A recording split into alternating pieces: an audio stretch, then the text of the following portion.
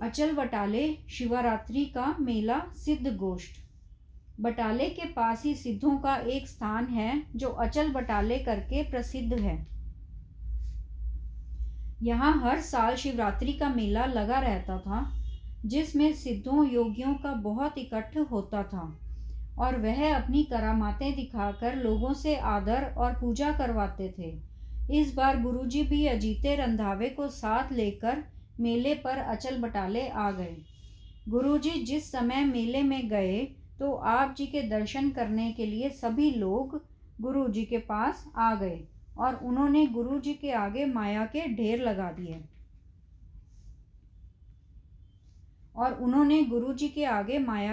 लगा दिए इस कौतुक को देखकर योगियों को बड़ी ईर्ष्या हुई।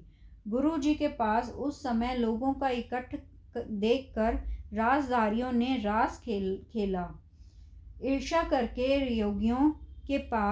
योगियों ने उनका पैसों वाला लोटा छिपा दिया। सर्वज्ञ गुरुजी ने उनका अहंकार चूर करने के लिए उनका छिपाया हुआ लोटा प्रकट कर दिया। यह कौतुक देखकर योगियों को क्रोध आ गया। वो गुरुजी से चर्चा करने लगे। योगी ईर्ष्या करके सभी उठकर गुरुजी के पास चर्चा करने आ गए। आते ही भंगरनाथ योगी ने गुस्से में कहा, आपने दूध में कांजी डाल दी है, जिससे दूध का सारा मटका ही फट गया है। अब इसको मथने से मक्खन नहीं निकलेगा। आपने उदासी का भेद धारण करके फिर गृहस्थ को क्यों धारण कर लिया है? हे भंगरनाथ, तेरी माँ बुद्धिहीन थी, जिसने बर्तन अच्छी तरह से साफ करके धोए बगैर ही दूध का जामन लगा दी, जिसका यह फल हुआ कि आप गृहस्थ को छोड़कर अतीत हुआ, मगर फिर खाने पहनने के लिए घर ही मांगने को जाता है। गुरुजी का यह उत्तर सुनकर योगी क्रोध से किलकारियां मारकर अपना बहुत भयानक रूप धारण करके गुरुजी को डराने लगे। जब सिद्धों ने यह कृत्य देखकर लोग डरने लगे तो गुरुजी ने अजीत रंधावे को कहा कि चौधरी, सत्य नाम का नाम लेकर इन लोगों के चौगिर्द लकीर खींच दो। इसके अंदर सिद्धों की कोई शक्ति नहीं चलेगी। अजीते ने जब इस तरह किया तो लोग निर्भीक होकर खड़े हो गए। गुरुजी की इस शक्ति को देखकर सिद्धों ने कहा, उसका भाई गुरदास जी वर्णन करते हैं। सिद्ध बोले, सुन नानका, तू ही जगनु करामात दिखलाई, कुछ दिखाई असानु तू, क्यों ढिल अजेही लाई। गुरुजी ने इसका उत्तर दिया कि उससे भाई गुरदास जी ऐसे लिखते हैं। बाबा बोले, नाथ जी, असा वेखे जोगी वसत न काई, गुर संगत बाणी बिना दूजी ओट नहीं है राई। इसके फलस्वरूप भाई जी अपनी ओर से लिखते हैं, शिव रूपी कर्ता पुरख चले, नाही धरत चलाई, सिद्ध तंत्र मंत्र कर झड़ गए पाए, शब्द गुरु के केला छपाई, सो दिन नानक सतगुरु शरणाई। इसका मतलब है, सिद्धों ने चाहे बहुत तंत्र मंत्र किए, परंतु गुरुजी धरती की तरह अडोल ही बैठे रहे। सिद्धों की शक्ति को गुरुजी के शब्दों ने शक्तिहीन बना दिया। सिद्ध दीन होकर गुरुजी की शरण पड़ गए। सिद्धों को शरण आया देखकर उनको गुरुजी ने कहा, नाथ जी, चाहे मुझ में बड़ी से बड़ी शक्तियां हैं और मैं सब कुछ अपनी आज्ञा में कर लूं, इस पर सत्य नाम के बिना सब शक्तियां एक बादल की छाया के समान है। सिद्धों ने हार स्वीकार करनी और गुरुजी का गुणगान करना। जब गुरुजी ने सिद्धों पर इस तरह जीत प्राप्त कर ली तो सिद्धों ने कहा, उसे भाई गुरदास जी वर्णन करते हैं। सिद्ध बोलन शुभ वचन, धन नानक तेरी वडी कमाई, वडा पुरख प्रगटिया, कलयुग अंदर जोत जगाई। इस तरह गुरुजी की स्तुति करते हुए सिद्ध नमस्कार करके चले गए। शिवरात्रि के मेले से उठकर गुरु बाबा जी मुल्तान की यात्रा करने चल पड़े। जब मुल्तान पहुँचे तो वहाँ के पीरों ने बाबा जी को दूध का कटोरा भरकर यह बताने के लिए भेजा कि मुल्तान से आगे भी बहुत से पीर हैं, आपकी यहाँ समाई नहीं है। इस पर बाबा जी ने उस लबालब दूध से भरे हुए कटोरे पर बगली यानी चोली में से एक बगली का फूल निकालकर रख दिया और यह दर्शाया कि हम पीरों में से इस तरह समा जाएंगे जिस प्रकार सागर में गंगा समा जाया करती है। हम इस फूल की तरह अडोल टिकेंगे, हम किसी को दुख देने नहीं आए हैं। पीरों ने जब गुरुजी का यह स्वभाव देखा तो वह बहुत प्रसन्न हुए। पीर शमसदीन ने पूछा कि पीर जी, मन को मारने के लिए मैंने बड़े कठिन तप किए हैं, जिससे मेरा शरीर सूख कर तिनका हो गया है, परंतु मन फिर भी एक क्षीण भर नहीं स्थिर रहता। इसको मारने का क्या तरीका है? तो गुरुजी ने कहा, वर्मी को मारने से सांप नहीं मरता, सांप तो मंत्रों से ही वश में होता है। जगत के पदार्थों को झूठा जानकर उनका कोई संकल्प तथा इच्छा नहीं करनी चाहिए। मन संकल्प विकल्पों को रोकने से ही वश में होता है और कोई जप तप आदि साधन इसको वश में नहीं करते। पीर बहावुद्दीन ने कहा, पीर जी, आप माया को झूठ बताते हो, मगर इसके बगैर संसार का कोई काम भी नहीं होता। गुरु जी ने कहा, जिस तरह माया झूठी है, इसके व्यवहार भी झूठे हैं। परमेश्वर का नाम सदा ही सत्य है, उसको हृदय में बसाओ, आपके सारे काम पूरे हो जाएंगे। फिर रुकनदीन ने पूछा, जी संतों के लक्षण क्या होते हैं? तो गुरु जी ने कहा, पहली बात यह है कि संत पराये गुण को सुनकर प्रसन्न होते हैं और गुणवानों की सेवा करते हैं। पराई स्त्री को बुरी नज़र से नहीं देखते, बुरे पुरुषों की संगत नहीं करते, वैरी मित्र को एक बराबर जानते हैं, शोक हर्ष और आदर अनादर को एक समान जानते हैं, परमेश्वर के स्मरण में लीन रहते हैं। तो गुरु जी ने कहा, पुरुष को परमेश्वर का नाम जपना और उसका भय रखना, संतों की संगति करना, मन में विकारों के संकल्प को मारना ही एकमात्र उद्धार का साधन है। इस प्रकार आप जी के वचन सुनकर पीरों ने आप जी को नमस्कार किया और कहा कि आप धन्य हैं जिन्होंने सच्चा उपदेश देकर कलयुग के करोड़ों जीवों का उद्धार किया है। करतारपुर निवास। मुल्तान की यात्रा करके बाबा जी फिर करतारपुर आ गए। कलयुग में आप जी ने करतार का नाम जपाया।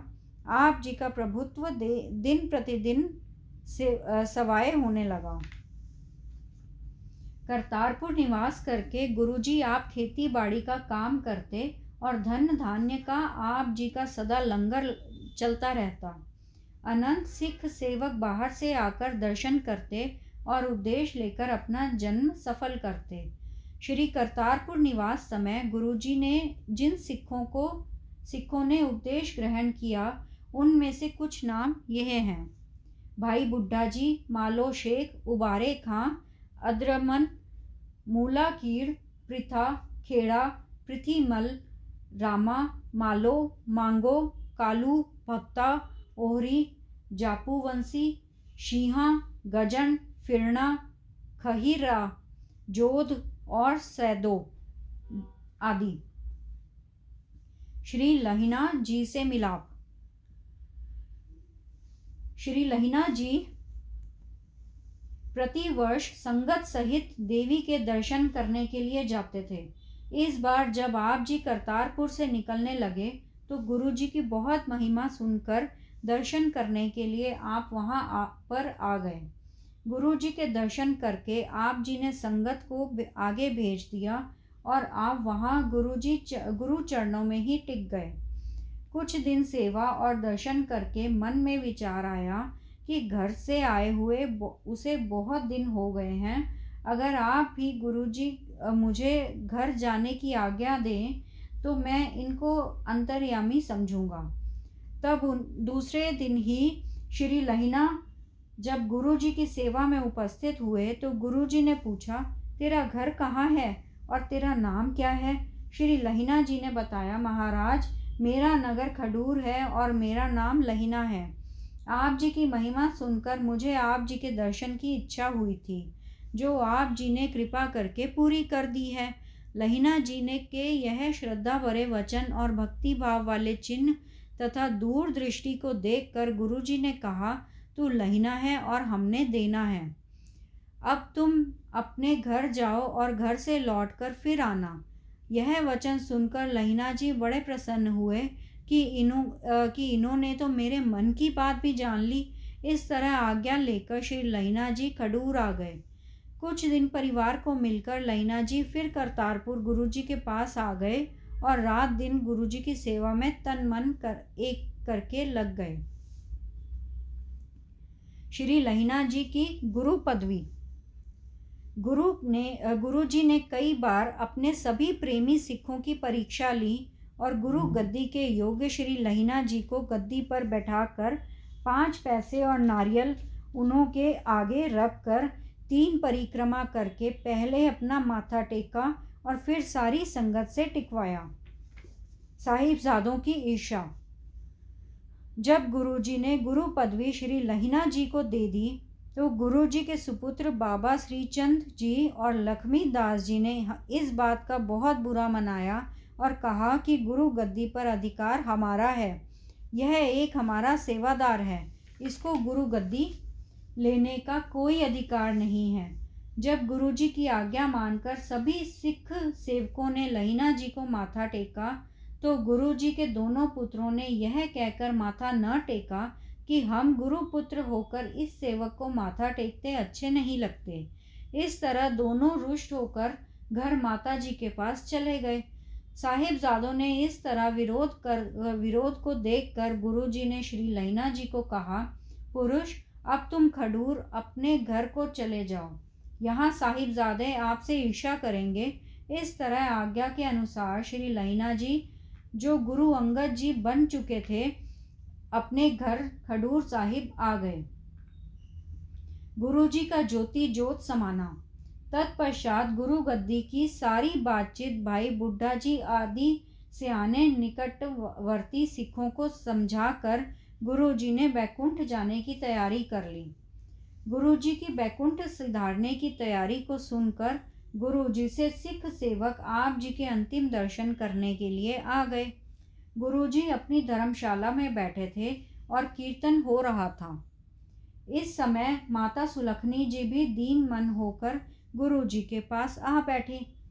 तब गुरुजी ने अपने दोनों साहिबजादों को भी बुला भेजा, मगर साहिबजादे आकर थोड़ा समय ही पास बैठकर चले गए। असूझ सुधी को समूह संगत के सामने गुरुजी चादर तानकर लेट गए और संगत को धैर्य देकर कहा कि आप सभी सत्य नाम का जाप करो। जाप कर रही संगत ने जब कुछ समय पश्चात देखा तो गुरुजी अपना शरीर छोड़कर बैकुंठ में जा चुके थे। पश्चात आप जी का अंतिम संस्कार करने के लिए हिंदू कहे कि हमारा गुरु है, हमने संस्कार करना है। मुसलमान कहें कि हमारा पीर है, हमने दफन करना है। इस तरह जब झगड़ा करते दोनों धर्मों की ने चादर उठाकर देखा तो आप जी के शरीर अलोप था, केवल चादर ही वहाँ रह गई थी। इस चादर को लेकर आधा हिंदुओं ने संस्कार कर दिया और दूसरा मुसलमानों ने कब्र में दफना दिया। गुरुजी शरीर त्याग करके संसार में पातीशाही करके करतारपुर में ज्योति ज्योत समाए। सतनाम सतनाम सतनाम जी, वाहे गुरु जी। सतनाम सतनाम सतनाम जी, वाहे गुरु जी। वाहे गुरु तेरा शुक्र है, शुक्र है, शुक्र है तेरा दात्या, तेरा शुक्र है।